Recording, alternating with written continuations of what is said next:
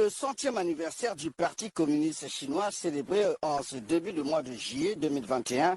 les dirigeants de ce pays ont voulu aller au cœur des grands problèmes du monde contemporain à travers un sommet avec les autres leaders politiques de la planète.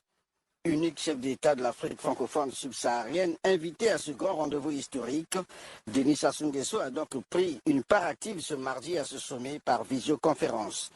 Retraçant dans son intervention les avancées enregistrées dans la mise en œuvre de l'accord de partenariat stratégique global entre le Congo et la Chine, Denis Sassou Nguesso a mis l'accent sur les défis à relever pour une coopération gagnant-gagnant. Face aux défis en présence, tels le fondamentalisme religieux,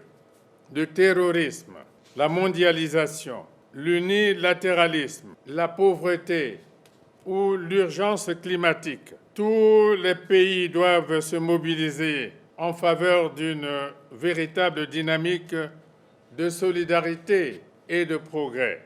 Le Congo, qui est en voie d'élaborer le programme national de développement 2022-2026, a plus que besoin du soutien de la Chine pour réussir le pari lancé dans Ensemble poursuivant la marche, a réitéré le président de la République, Denis Sassou Nguesso.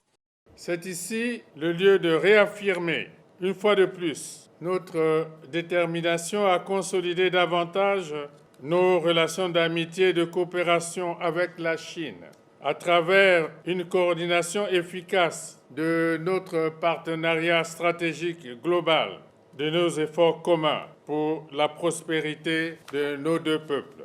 Dans cet élan de solidarité mutuelle entre la Chine et le Congo, que le Parti communiste chinois et le PCT, Parti congolais du travail, vont continuer à œuvrer davantage à l'affermissement des liens qui lient les deux partis depuis fort longtemps.